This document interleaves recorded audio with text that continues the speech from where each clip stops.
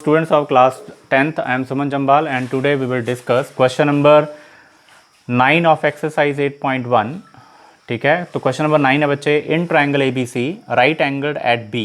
ठीक है, if tan a equal to 1/√3 find the values of number first sine A cos C plus cos A sine C and second है cos A cos C minus sine A sine C. Clear to all of you.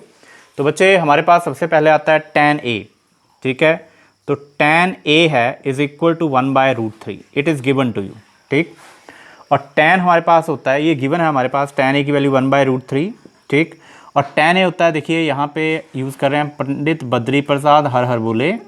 ठीक है, तो ये formula अगर use करें तो sine cos और tan, तो tan के लिए हमारे पास आता है परपेंडिकुलर अपॉन बेस. ठीक है, तो यहाँ पे परपेंडिकुलर अपॉन बेस, तो यहाँ से अगर कंपेयर करें तो परपेंडिकुलर की वैल्यू हम मान लेते हैं कि let perpendicular is equal to 1k and base is equal to √3k.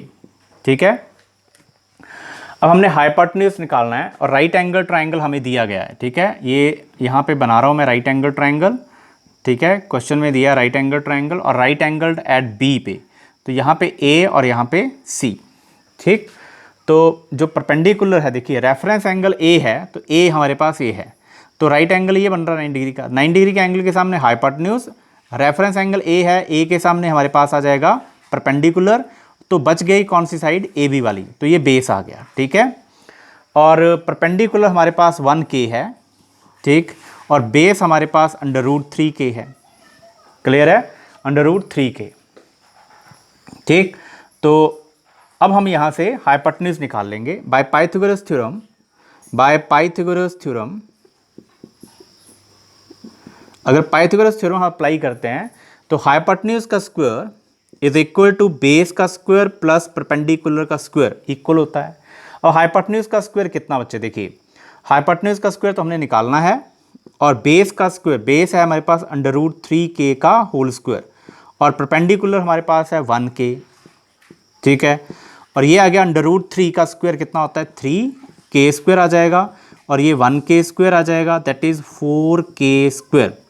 तो हाइपोटेन्यूज आ गया हमारे पास, हाइपोटेन्यूज स्क्वायर, इसको हम लिख देंगे 4k स्क्वायर को 2k होल स्क्वायर. क्लियर.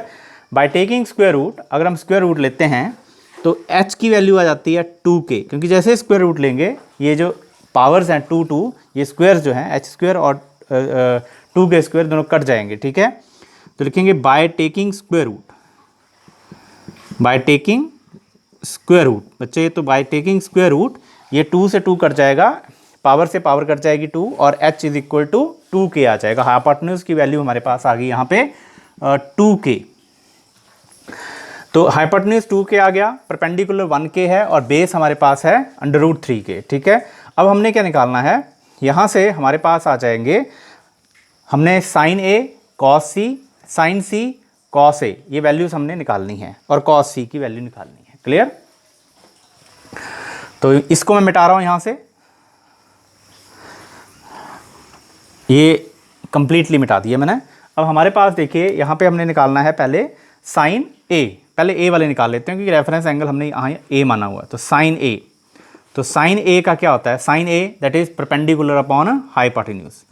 तो परपेंडिकुलर हमारे पास कितना था 1k, और हाइपोटेन्यूज कितना है 2k, k से k कैंसल, तो साइन ए 1/2. क्लियर.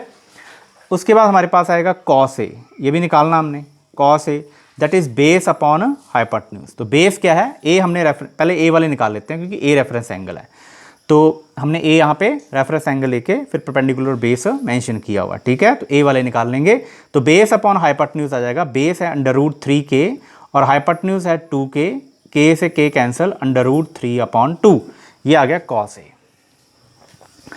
अब हमने साइन सी और कॉस सी निकालना है. ठीक है, तो अब हम निकालेंगे साइन सी. अब देखिए रेफरेंस एंगल चेंज कर गया ए से सी में, तो ये ए नहीं रहा अब रेफरेंस एंगल, अब हो गया रेफरेंस एंगल सी. अब अगर सी रेफरेंस एंगल हो गया तो रेफरेंस एंगल के सामने वाली जो साइड है वो बन जाती है परपेंडिकुलर, तो इट मीन्स ये बेस नहीं रहा, अब ये परपेंडिकुलर हो गया.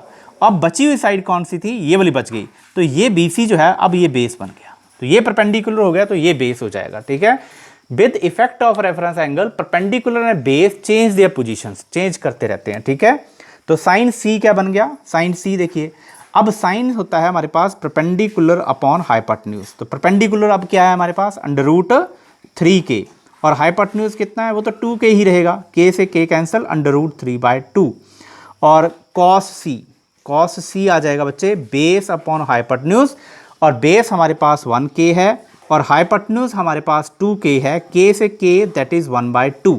तो ये वैल्यूज हमारे पास आ गई हैं sign A cos A sine C cos सी की। क्लियर। अब हमने क्या करना है, फर्स्ट और सेकंड पार्ट को सॉल्व करना है। Clear to all of you. तो चलिए करते हैं फर्स्ट एंड सेकंड पार्ट को सॉल्व। ठीक है, तो मैं यहाँ पे साइड में वैल्यूज लिख लेता हूँ पहले। साइन ए यहाँ मैं लिख लूँगा साइड में values. Clear to all of you. ये सारी वैल्यूज़ मैंने जो भी निकाली थी यहाँ पे हमने वो साइड में लिख ली हैं, मैं इसको मिटा रहा हूँ। ठीक है, अब ये भी, इसकी भी ज़रूरत नहीं है अब। ठीक है, तो ये भी मिटा दिया। आगे हम कर रहे हैं फर्स्ट पार्ट इसका। तो फर्स्ट पार्ट दिया है sine A cos C plus cos A and sine C. तो देखो साइन ए 1/2 है, कॉस सी हमारे पास फिर 1/2 है, मल्टीप्लाई का साइन का, प्लस कॉस ए √3/2 और साइन सी भी √3/2 है। तो ये आ जाएगा हमारे पास 1/4 और प्लस √3 3/4। तो आंसर जब निकालेंगे एलसीएम 4, तो ये 1 + 3 दैट इज़ 4/4, और 4 से 4 कट गया, 1 आ गया। तो फर्स्ट का जो पार्ट था उसका आंसर 1 आ रहा है। Clear to all of you. इसी तरह से सेकंड पार्ट को मैं सॉल्व कर रहा हूँ, ये हमने कर लिया, मैं इसको मिटा रहा हूँ यहाँ पे। Clear to all of you. तो यहीं पे कर देता हूँ, सेकंड पार्ट भी आ जाएगा हमारे पास। तो कॉस ए और cos C minus sine A and sine C. Clear to all of you. तो कॉस ए बच्चे हमारे पास है देखिए √3/2, और कॉस सी कितना है 1/2। ठीक, माइनस साइन ए 1/2 है और साइन सी √3/2 है। अब दोनों को सॉल्व करें तो ये √3/4 आ जाता है। इसको दोनों को मल्टीप्लाई करें तो √3/4, अगले वाले को भी मल्टीप्लाई करें तो √3/4। Both cancel out each other equal to 0। ये दोनों कैंसल आउट हो जाएंगे और आंसर हमारे पास 0 आएगा। क्लियर। तो ये दोनों पार्ट सॉल्व हो जाते हैं यहाँ से। Clear to all of you. Thanks for watching.